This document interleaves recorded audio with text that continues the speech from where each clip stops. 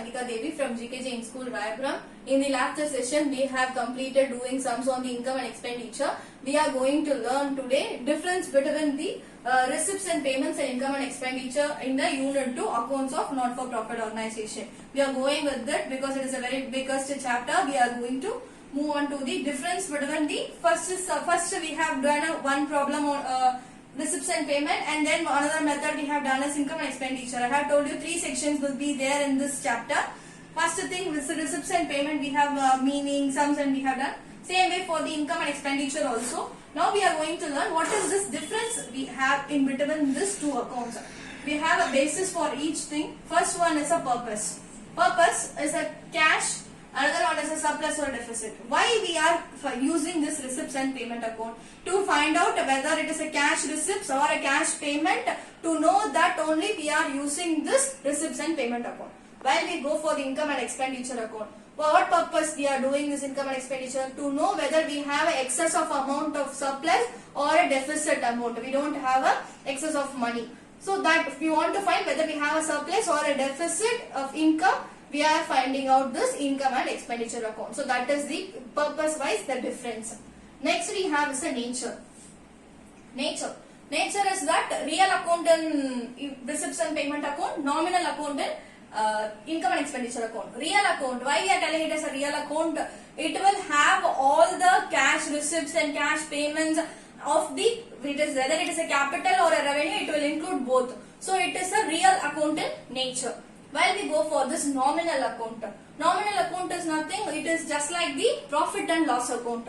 Profit and loss account, because same way for while we take it in the profit and loss account, what you will have on the debit side, all your expenses. On the credit side, all you have is your income. Same way for this income and expenditure account also, you will have the debit side all your expenses, on the credit side you will have all your incomes. So why that is the reason we are telling it as a nominal account in nature. Where we go for the golden rules also it is suitable. In the golden rules of accounting, what we will tell for nominal account, all the expenses and losses needs to be debited, all incomes and gains needs to be credited. So the golden rules also telling that this income and expenditure is a nominal account in nature.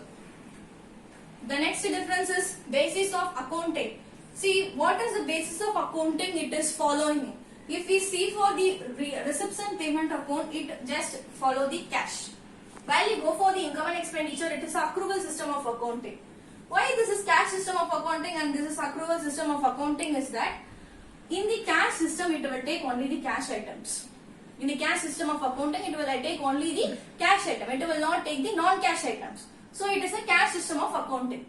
While if you go for this accrual, in this accrual you will be having only the take all the non-cash items along with the cash items. Both it will be there. So it is an accrual.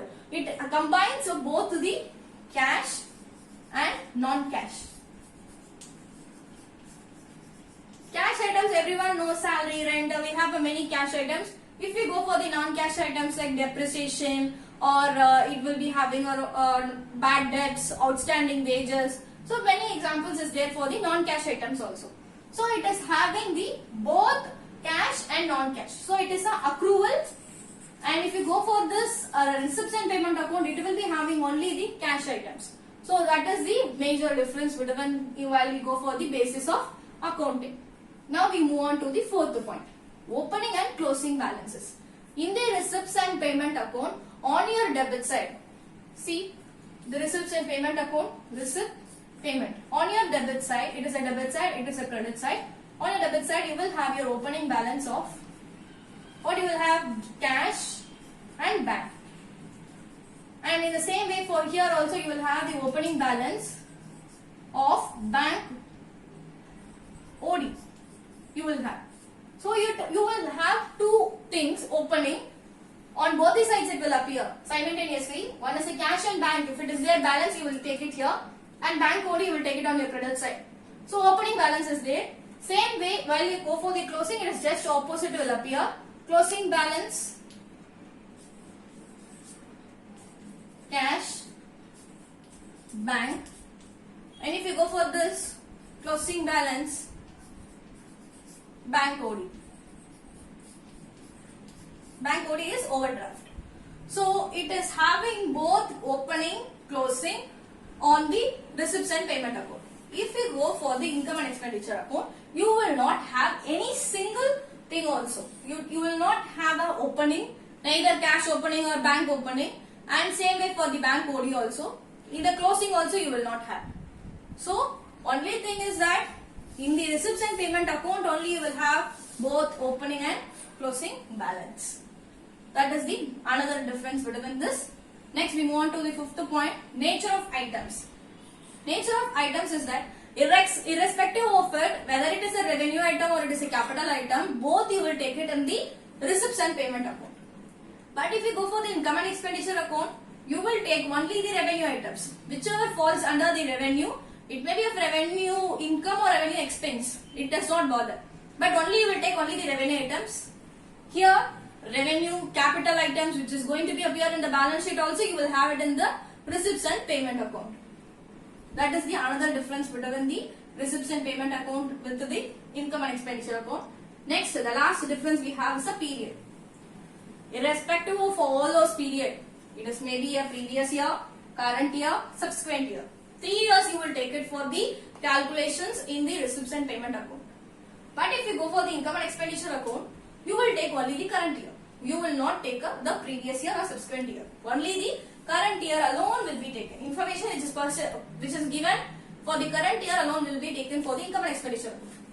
But in this previous year, current year, subsequent year, all years will be taken. That is also mostly it will be suitable only for the subscription.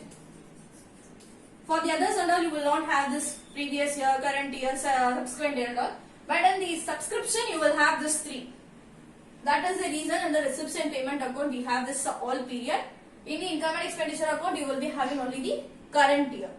So these are the differences between the receipts and payment account and the income and expenditure account. First we have from the purpose to find out cash or surplus or deficit, nature, real account, nominal account, basis of accounting, it will be accrual system of accounting, cash system of accounting and accrual system of accounting. It will be having opening and closing balance in receipt and payment account, but no opening or closing balance in the income and expenditure account. Nature of items, irrespective of anything, it is a revenue or capital, you will take all those things. But here only revenue items will be taken into the calculation of the income and expenditure account. Next is the period. All 3 years will be given in the subscription.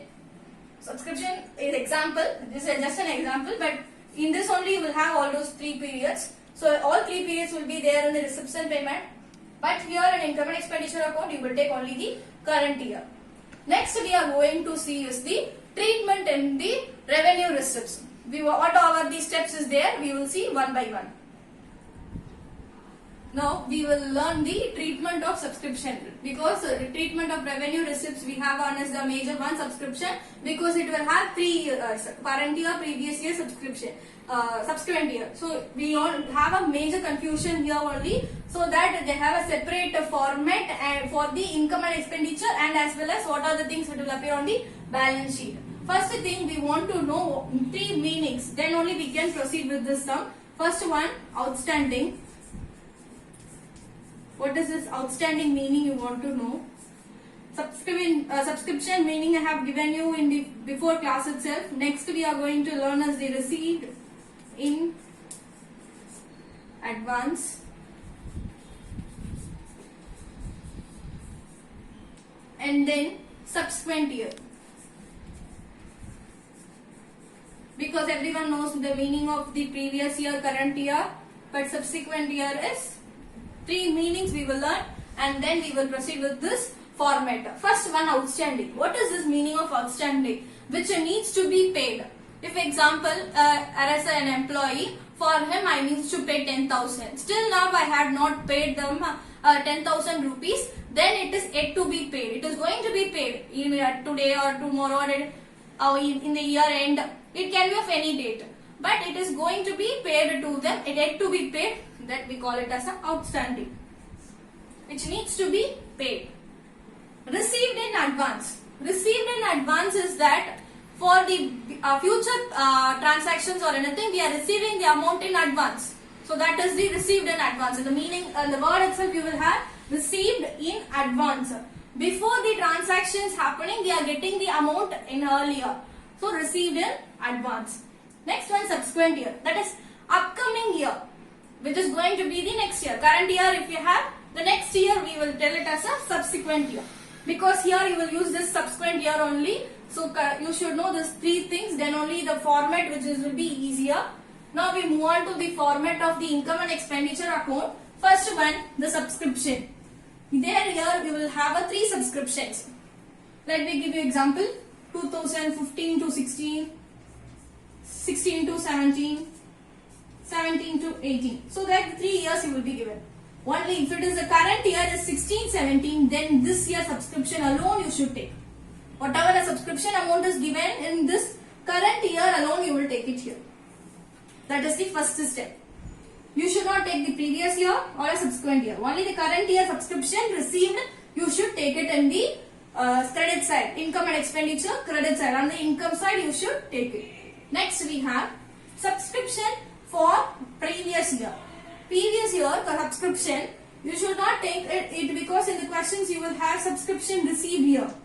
And in the down you will have many information. There you will have subscription outstanding for previous year. Previous year outstanding is the current year you are going to pay. So that needs to be deducted. So that is having a involvement in which is related to the current year. So we are using that, but we are deducting it because it is going to be paid. Payment needs to be subtracted. Next we are going to the third. Subscriptions for the subsequent year, which we are for the next year, we are receiving it in now itself. We are receiving in advance for the next year transaction. So that needs to be deducted. But because it is not related to, it is having a current year we are receiving, but it is not related to the current year. It is the next year transaction we are receiving the amount. So that is the reason we are subtracting it. For the received in advance, subscription for subsequent year you will subtract, and subscription outstanding for previous year you will subtract. Now we move on to the fourth. Outstanding subscription. They will give it to you outstanding subscription for the current year. Current year outstanding subscription, if they given, straight away you can add it. Now we have the last. Received in advance during previous year for the current year. Current year amount you are receiving it in the previous year. During the previous year you have received. So it is the thing. See here I have subtracted because it is an upcoming year, now I received. Same way here if you see for the current year, last year I have received. So it is received in advance needs to be added.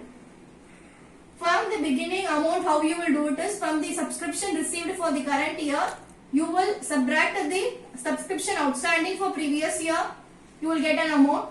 From that subscription received in advance for subsequent year, you will subtract. Next you will add is the outstanding subscription for the current year, you will add up. Received in advance during previous year for current year. Current year transaction previous year itself you have received. So that needs to be added. So this is how you will do it on the income and expenditure account. What are the items that it is going to appear in the balance sheet we will see now. Balance sheet liability amount, asset amount. See here. Outstanding subscription for the current year, previous year alone you will take it off. That is outstanding subscription for the current year and previous year alone will come, subsequent year will not come. And here see, subscription received in advance for the subsequent year alone you will take it off. You will not take current year or previous year. So 3 years it is there. The year only you will not get confusion. See for the outstanding subscription, current year, previous year. For the subscription received in advance, nothing, it is your income and received in advance. For the subsequent year alone, you will take it off on the liability side. So this is how you will post it when you go for the treatment of subscription. We will have a 3 years.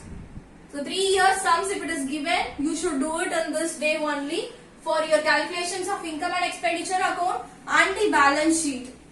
If you have a confusion in the subsequent year, previous year, see your book, you will have a clear format and treatment in the steps also is given. So if you read the steps one time, you will have a clear idea about the treatment of subscription. So from subscription received to received in advance, whatever which needs to be added and which needs to be subtracted. Just a simple format which is given in your textbook also. After doing that, you should write your outer column, you should write your amount.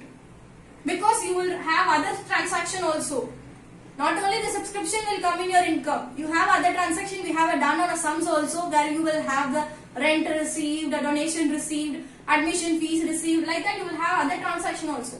So the other transactions which is not having any inner column, it will not have any inner column. Only in the outer column you will write it straight away.